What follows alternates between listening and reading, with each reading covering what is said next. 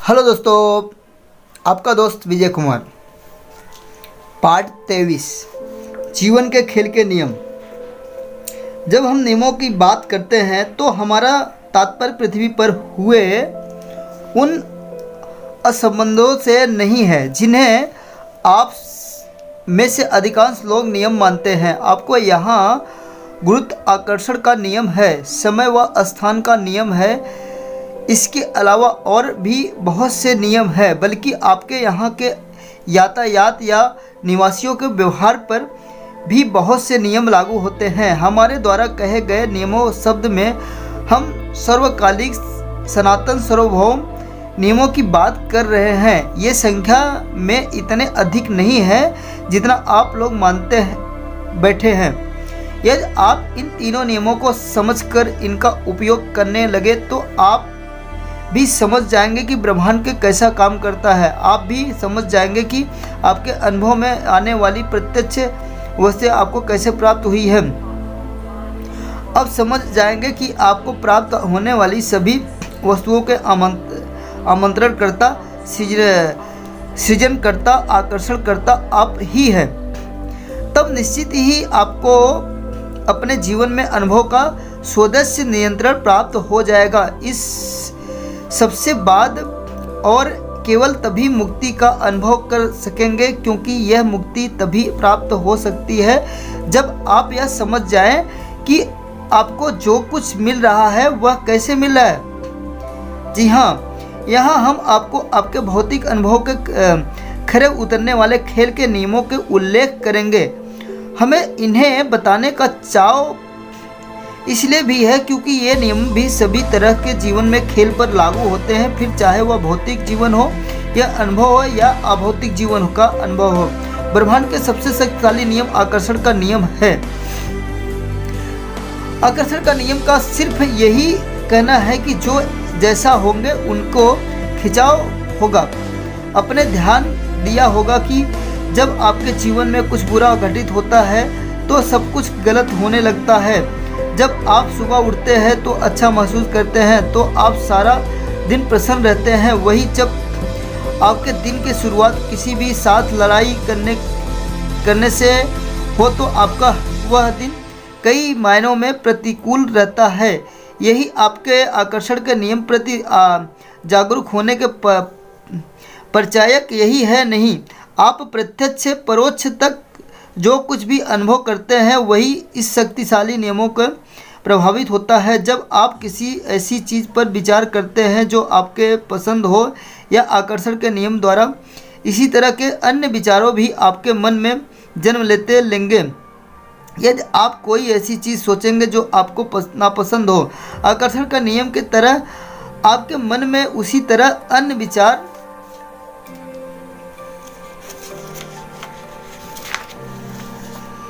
सिर उठाने लगेंगे। ऐसा तब तक चलेगा जब तक आप अतीत में भी उसी तरह की घटनाओं का नहीं खोज लेते हैं।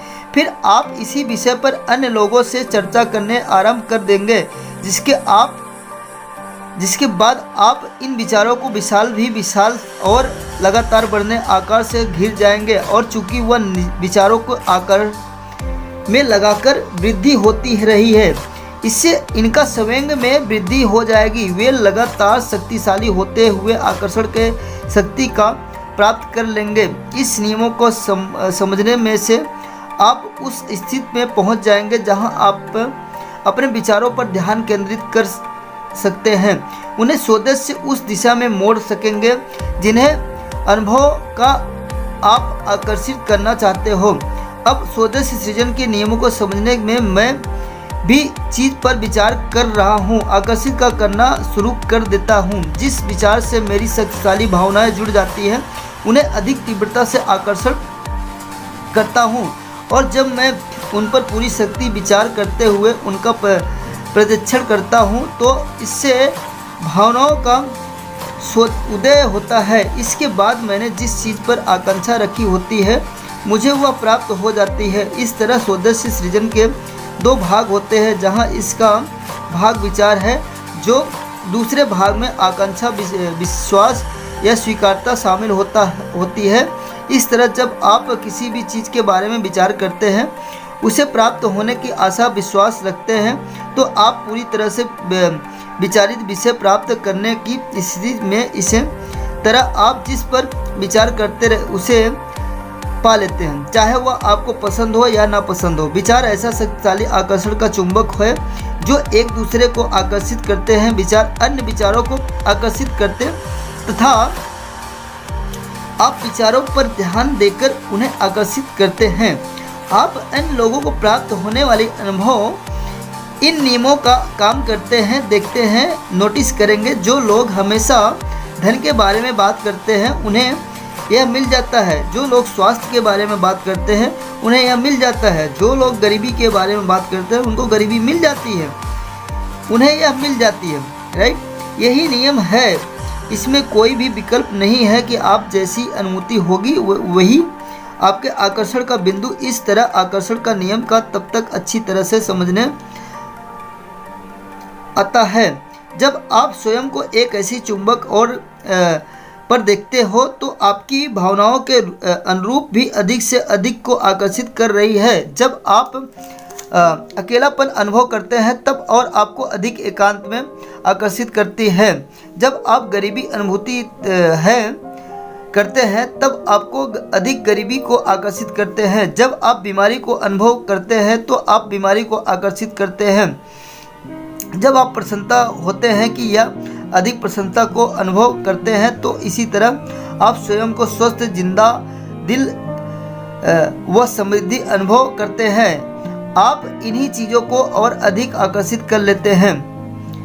शब्दों नहीं, जीवन के अनुभव से बढ़ना है हमारा बोध। जी, मैं आपका दोस्त विजय कुमार। आप ऑडियो बुक सुन रहे हैं एस्टर जेरी हिक्स की द लॉ ऑफ अट्रैक्शन। हम शिक्षक हैं और अब के अपने दैक्षिक अनुभव के हमने जो सबसे महत्वपूर्ण बात सीखी है वह कि शब्दों को ज्ञान हासिल नहीं होता, जीवन के अनुभव में से ही आपको बोध प्राप्त होता है। इसलिए हमारा सारा जोर इसी ओर रहता है कि आप इन्हें अपने जीवन के अनुभव प्रतिबंधित करें, जिससे आप इन चीज़ों से संबंधित अपने पिछले अनुभव को स्मरण रखते हुए अब से आगे में जीवन में इस पुस्तक में पढ़ें। नए शब्दों को आपके आगे के जीवन के प्राप्त होने वाला अनुभव के बीच के संपूर्ण यह संबंध समझ सके। एक बार जब आप यह नोटिस करने लगेंगे कि आपको नहीं वही मिलता है जिस पर आप विचार करते हैं, तभी आप अपने विचारों की ओर ध्यान देने लगते हैं। इससे इनके स्वदेश नियंत्रण हेतु की इच्छा उत्पन्न होगी। अपने विचारों को नियंत्रित करना तब तक और सरल हो जाता है जब तक आप इसे करने को ठान लेते हैं। आप ज़्यादातर समय उन चीज़ों पर विचार करते रहते हैं जिनके आप इच्छुक नहीं हैं, क्योंकि आपको यह नहीं पता है कि आपको प्राप्त होने वाले अनुभव के लिए यह कितने हानिकारक होते हैं। आप में से भी जो कुछ लोग यह नकारात्मक अनुभव प्राप्त करना नहीं चाहते हैं, और आप में से जिन भी लोगों को अवांछित विचार आपके जीवन में वही अनुभव लाते हैं जो आपके पसंद नहीं है, तो आपने विचारों को नियंत्रण करना कोई बहुत कठिन कार्य नहीं है रह जाता है, क्योंकि यह करने की आपकी इच्छा शक्ति बहुत ही प्रबल होती है। जी, आप ऑडियो सुन रहे हैं the law of attraction, Jerry Hicks की बुक है। विचारों को निरीक्षण से बेहतर भावनाओं को अनुभव करना। अपने विचारों को निरीक्षण करना सरल कार्य नहीं है, क्योंकि जब आप अपने विचारों को निरीक्षण कर लेते हो तो आपके पास उन पर विचार करने का समय नहीं होता है। इसलिए अपने विचारों का निरीक्षण करने की जगह हम आपको एक अधिक प्रभावकारी व कारगर तरीका बताते हैं, जो आपसे अधिकांश लोग के लिए इसमें समझना इसलिए कठिन होता है क्योंकि भौतिक अस्तित्व में आप इसके भौतिक उपकरणों के माध्यम से ध्यान केंद्रित कर पाते हैं, जबकि इसके साथ ही आपका एक अधिक विशद बुद्धिमान में निसंदेह अधिक पुरान रूप में भी इस समय भी मौजूद है। आपका यह हिस्सा जिसे हम आपको आंतरिक अस्तित्व कहते हैं, आपके संपर्क में रहना, यह संपर्क में कई तरीकों से बनता है।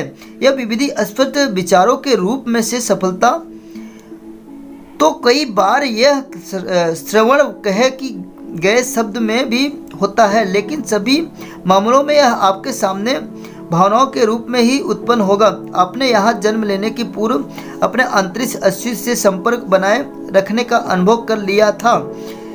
आप में से इस बात पर सहमति बन गई है कि यहाँ अनुभूति माध्यम से होगी, ऐसी अनुभूतियों जिन्हें आप अनदेखा नहीं किया जा सकता है, बल्कि इन्हें विचारों की उत्पत्ति होगी।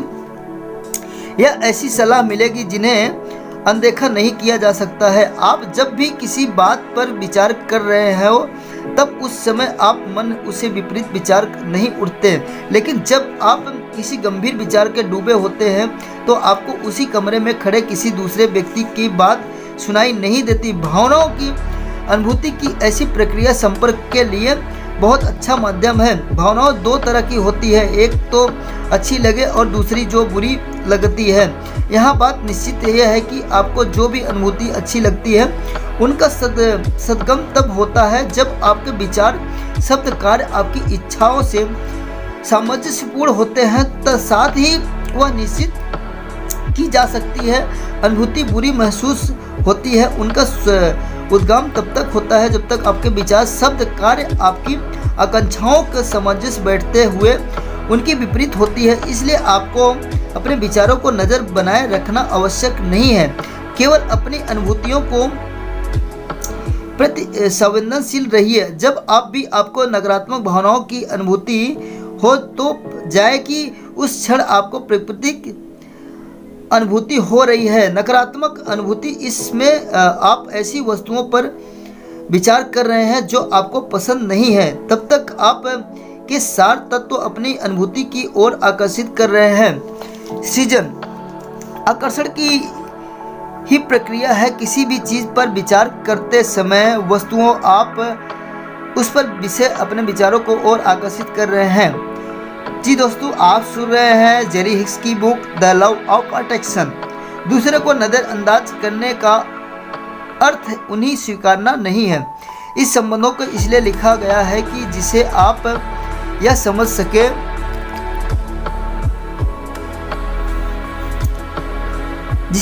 समझ सके कि ऐसा कोई भी नहीं है जो आपके लिए किसी भी तरह का खतरा साबित हो सके, क्योंकि अपने अनुभव का निर्माण आप स्वयं करते हैं। स्वीकारता की कलाम कहती है कि जो हूँ वह हूँ और मैं अन्य सभी को भी वो जो भी है उसी रूप में स्वीकार करने की इच्छा रखता हूँ।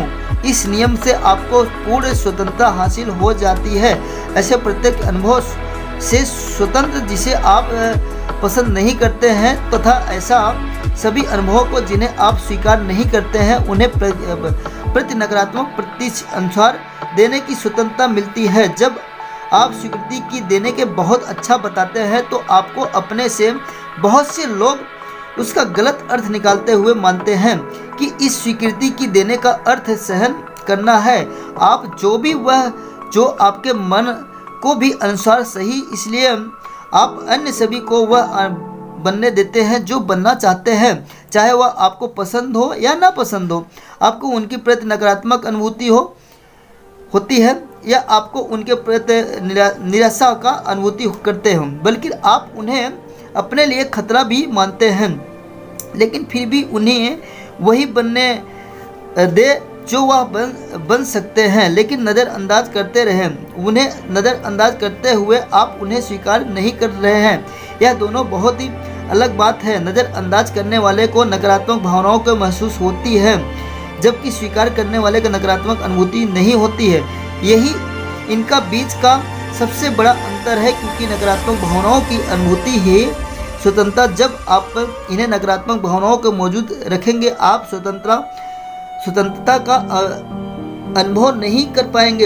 इस तरह नज़रअंदाज करने नए लोगों के लिए भी लाभदायक रहता है, क्योंकि जब आप जो भी कुछ करना चाहते हो उसमें आप बाधक नहीं बनेंगे। लेकिन नज़रअंदाज करना आपके लिए फ़ायदेमंद नहीं होता है, क्योंकि नज़रअंदाज करने के बाद भी आपके भीतर नकारात्मक भावनाओं की अनुभूति बन रही रहती है। इसी तरह आप जब भी प्रतिकूल आकर्षित कर रहे हैं, लेकिन आप स्वीकार करने वाले बनते हैं तो आप अवांछित वस्तुओं को अपने अनुभवों से शामिल होने के लिए आकर्षित नहीं करेंगे, जिससे आपको संपूर्ण मुक्ति व आनंद का अनुभव होगा।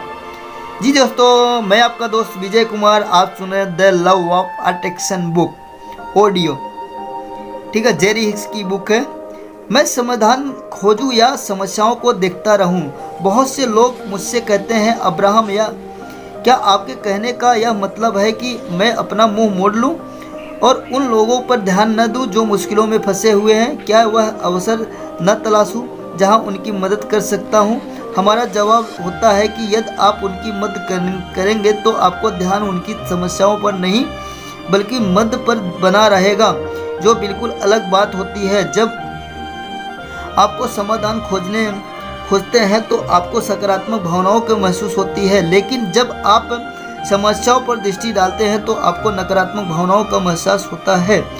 जब आपको दूसरों की इच्छा का पता चल जाए तो आप उनकी बहुत सी सहायता कर सकते हैं। आप अपने शब्दों व कार्यों उनके इच्छित वस्तुओं दिला सकते हैं, लेकिन जब आप किसी ऐसे व्यक्ति को देखते हैं जो दुर्भाग्य से पीड़ित है, या कोई ऐसा व्यक्ति जो बहुत गरीब है या बीमार हो, या जब उसे बात करेंगे तो आपकी बारी में दया सहानुभूति का अभाव होगा, जिससे उसे कोई भी आवश्यकता नहीं है, तब आपको भी नकारात्मक भावनाओं को सामना करना पड़ेगा, क्योंकि उन्हें अनुभव करने में भी उस समय भागीदार हो गए हैं। इस दौरान आप उनसे जिस विषय पर चर्चा करेंगे वे उनके लिए अवांछित या उनकी विकृति की उनके सहायक बन गए हैं, क्योंकि आपके अपने उनके आकर्षित करने के स्पंदन बढ़ा दिए गए हैं। उन्हें नहीं चाहिए। अब आप अपने किसी मित्र को बीमार देखेंगे तो स्वस्थ होने की कामना करेंगे। ध्यान दें कि आप उनकी बीमारी पर ध्यान देंगे, जो आपको बुरा अनुभव होगा, लेकिन जब आप उनकी संभावती को आरोग्य पर ध्यान देंगे तो आपको अच्छा अनुभव होगा। उनके कल्याण की कामना करें। आप अपने संपर्क में अपने अंतरिक्ष अस्तित्व के बना लेते हैं, स्वयं भी स्वस्थ देखना चाहते हैं, जिसे आप अपने मित्रों स्वास्थ्य लाभ व वृद्धि कर सकते हैं। जब आपको संपर्क बहुत अस्तित्व से स्थापित हो जाता है तो आपकी प्रभावकारिता में बहुत ही अधिक वृद्धि हो जाती है। संभव है कि आपके मित्र अब भी आरोग्यता की जगह पर अपनी बीमारी को अधिक ध्यान एकाग्र किए रहे हैं। इसी कारण बहुत से लोग ठीक नहीं हो पाते। यदि आपके मित्र में नकारात्मक भावनाओं को उजागर करने का कारण बना हो तो उसका अपने लिए अवांछित और की आकर्षण का आपके अवांछित के लक्ष्य से अधिक मजबूर हो जाएंगे। आप सुन रहे हैं दोस्तों the love of attraction, Jerry Hicks की बुक। भलाई का उदाहरण बने मेरा भी उत्थान होता है। आप अपने खेदजनक शब्दों में दूसरों को उत्थान नहीं कर सकते, ना ही आप दूसरों को पास नहीं और उन्हें क्या चाहिए इसे जानकर ही उनका उत्थान कर सकेंगे। हम उनका उत्थान केवल अपने लिए कुछ अलग करके ही सकेंगे। आप उन्हें सामना अपना स्पष्ट और व्यक्तिगत उदाहरण को पेश करके ही उनका उत्थान कर सकते हैं। यदि आप स्वस्थ हैं तो आप अपने स्वास्थ्य लाभ की कामना को बढ़ा सकते हैं। यदि आप समृद्धि हैं जो आप उनसे समृद्धि की कामना बढ़ा सकते हैं। अपने उदाहरण से उनका उत्थान कर सकते हैं। आप उनका दिल से उत्थान कर सकेंगे और आप दूसरे को उत्थान तभी कर सकते हैं जब आपके विचार आपके अच्छे लगे रहे हो। लेकिन जब आपके अपने ही विचार को बुरे लग रहे हो तो उन्हें अन्य लोगों को हताश ना उनकी प्रतिकूलता सृजनता क्षमता और अधिक बढ़ जाएगी। इस तरह आपके समझ सकते हैं कि आप उनका उत्थान कर रहे हैं या नहीं। जब अन्य लोगों को आपको न स्वीकार करने की भी आप उन्हें स्वीकार करने लगेंगे। जब आप जो कुछ बनना चाहते हैं वह बन जाते हैं तब बल्कि अन्य लोगों का द्वारा आपको स्वीकार न करने पर भी आप तब भी वही बने रहे हैं जो आप यहाँ आप हैं, और उनका विचार प्रति कोई नकारात्मक भाव महसूस करेंगे, तब मानिए कि आप स्वीकारता की स्थिति में आ गए हैं। आप जब भी संसार को देखें और आपको हमेशा आनंद की अनुभूति हो, तो आप स्वीकार करने वाले हो गए हैं। जब आप यह समझने लगेंगे कि किस अनुभव से आनंद मिलता है और किससे नहीं, तथा आप में केवल आनंददायक को अपनाने का अनुशासन आ जाएंगे, तो आपने स्वीकारता की स्थिति प्राप्त कर ली। दोस्तों आपका बहुत बहुत धन्यवाद। यहाँ से हमारा पार्ट 23 वाला एंड होता है। अगला पार्ट हम बताएंगे 24-25, 2 पार्ट में ये बुक खत्म हो जाएगी। ठीक है दोस्तों, और अगले पार्ट में हम बताएंगे इच्छा आवश्यकता के बीच का सूक्ष्म अंतर, राइट। तो दोस्तों आप अगर हमारे चैनल पे नए हैं तो हमारे चैनल को आप सब्सक्राइब कर दीजिए अगर आपको अच्छा लगा हो, और बेल आइकन प्रेस कर दीजिए ताकि आने वाले वीडियो को नोटिफिकेशन मिल जाए, राइट। इसके बाद जो वीडियो अब जाएगी एंजल नंबर पे जाएगी दोस्तों, जो एंजल नंबर मेरे अंदर काम कर रहे हैं। इस बुक से मेरी बहुत सारी इनकम बढ़ाई है और बहुत सारी मैं पैसे इनकम भी कमा रहा हूँ। तो दोस्तों ये बुक ज़रूर पढ़ना चाहिए। डिस्क्रिप्शन में इसका लिंक दिया गया है, अगर आपको इसको पढ़ना है आप मंगा के पढ़ सकते हैं दोस्तों।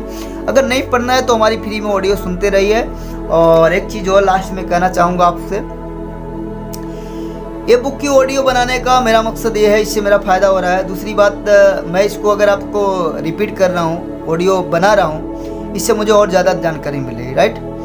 तो दोस्तों इससे मेरी डबल तिबल जानकारी हो रही है, कुछ जो छूट गया वो भी सीख जाता हूँ। तो मेरा कहने का मतलब ये है, आप जितना ज़्यादा बुक रीडिंग करेंगे उतना बेटर रहेगा। और आप कहाँ तक पढ़ाई किए हैं उससे कोई लेना देना नहीं है। आपका ग्रेजुएशन किए हैं, पोस्ट ग्रेजुएट है, उससे कोई लेना देना नहीं। सक्सेस की पढ़ाई पूरी तरह से अलग होती है दोस्तों, ठीक है। मैं इतना ही कहना चाहूँगा, इससे आगे आप समझदार खुद ही हैं। अगर ये वीडियो काम की है, ऑडियो काम की है, तो दोस्तों के पास शेयर कीजिए। दोस्तों हम यही चाहते हैं, इंडिया को आगे बढ़ाने के लिए हम अपना सोचेंगे तो एक दिन तो सभी को जाना है। तो जाने से पहले कुछ लोगों की मदद करके जाओ, मेरा कहने का मतलब यही है, ठीक है। हर एक दूसरे की मदद करो, जो आपके पास है थोड़ा बहुत दूसरे में बांटो, ताकि उनका भी पेट भरे, अपना भी बढ़े, ठीक है। चलिए यहाँ तक ऑडियो सुनने के लिए आपका बहुत बहुत धन्यवाद। Thank you so much.